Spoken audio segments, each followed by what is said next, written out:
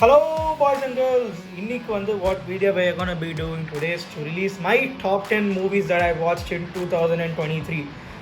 To be very honest, logically I should released in 2023, but it took me a long time to curate a top 10 list, which seems fair enough to me as well. And you know the one. Please subscribe before I start the video, and yeah, thank you for doing that. And let's go.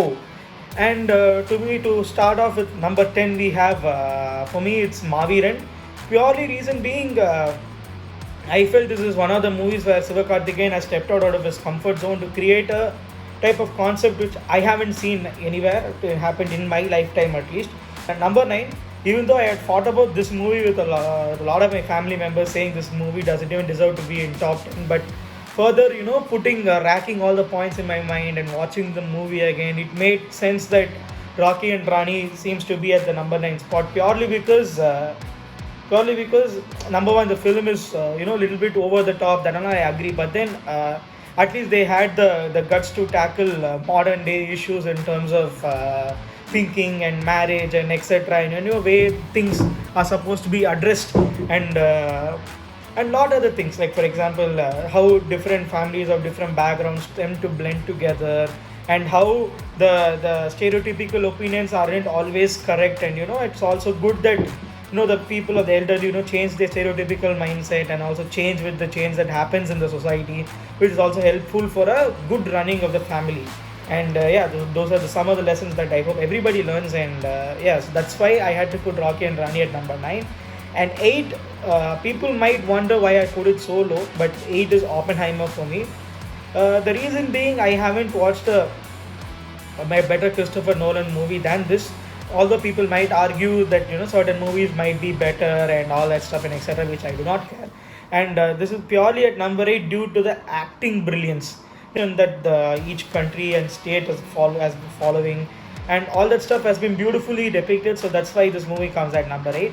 And number 7 is not a Hindi movie, nor a Tamil movie, nor a Malayalam movie. It's a Kannada movie.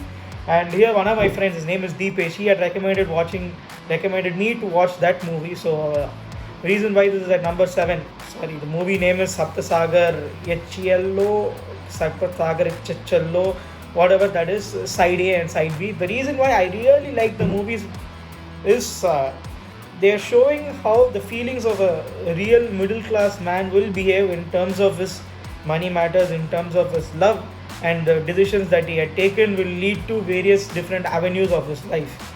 And the way they have taken the movie has been portrayed so well that it was so engaging that I couldn't take my eyes off the film for even 1 second. So that is why the movie comes at number 7. And number 6 is one of my personal favorites, which I really enjoyed in the starting of this year. It's called Dada, which is acted by Kavin. So to be very honest, this movie I feel is the career best for him.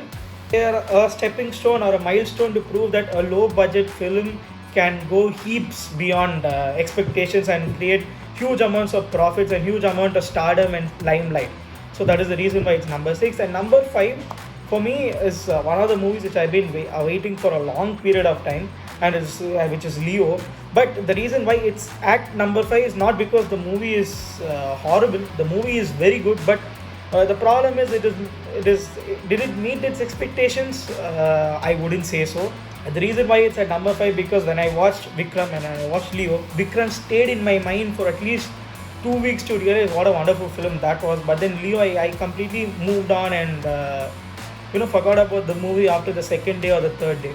Sure, the BGM was brilliant, the cameos were wonderful, but then is this the best movie Vijay and Lokesh Kanagaraj has ever done? No, but was it good? It definitely was. And then number 4 again is one of my personal favorites. It's called Jigardanda Double X. This movie, reason why I loved it so much because I never went in with any expectations. I thought it to be a very normal film.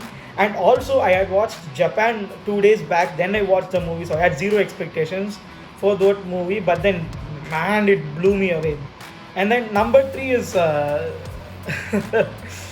many of you would dispute this, but I really enjoyed this movie, Mark Antony. It's kind of a time traveler movie but with mobile phones. So I really enjoyed the film. It was quite funny, witty, a brilliant comeback for Vishal, by the way, and that movie has entered the 100 crore club, which I don't think any Vishal movie has done before.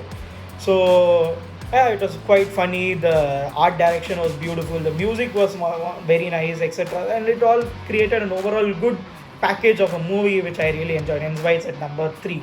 And number two, this movie, I was blown away in the beginning. John Wick Part 4. The reason why this is at number two, because to be very honest, I like Keanu Reeves, and here a personal bias comes in. I love every single movie that he makes, and this movie gave a perfect ending, or I would say some sort of an ending to the John Wick franchise, which I wouldn't have it any other way. So hence why it's at number two. And then, and to be honest, I have to give some honorable mentions, right? Because that's how this particular way of ranking system works. People might argue with me, but my honorable mention number one is Animal. You might be wondering, I'm a psycho to say this, but hear me out. Animal, why it's a really good movie is purely because it's one of the movies where it's been directed without addressing the social stereotypes, and as well without addressing the, what do you call it, the norms that, or the social norms that people follow. And it's a very intrusive based movie, and honorable mention for me. And another honorable mention for me is what is that movie called, bro? Yeah, Sam Bahadur. Wait, Sam Bahadur. It was acted by Vicky Kaushal. To be honest, I was supposed to see it with my friends, which I didn't get to see it. But then I watched it later on, and the movie blew my mind away. And to be honest, I was really struggling to put that movie in my top 10. But then these films overtook it. So let me know if I had to put it in number any of the top 10. Please let me know where it would be placed as such. So yeah, and then number one movie for me of 2023 is none other than Jailer. Woo! The reason why this movie is number one for me is a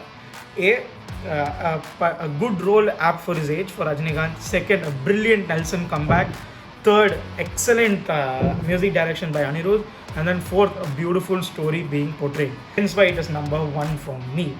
And yeah, so that's all my top 10 movies of 2023. I hope you all enjoyed the list. And I hope you guys put your own top 10 in the comment section below. And as always, like, share, subscribe, click the bell icon to get more from me. And yeah, thank you so much for watching, and I'll see you guys on the next one. Bye bye.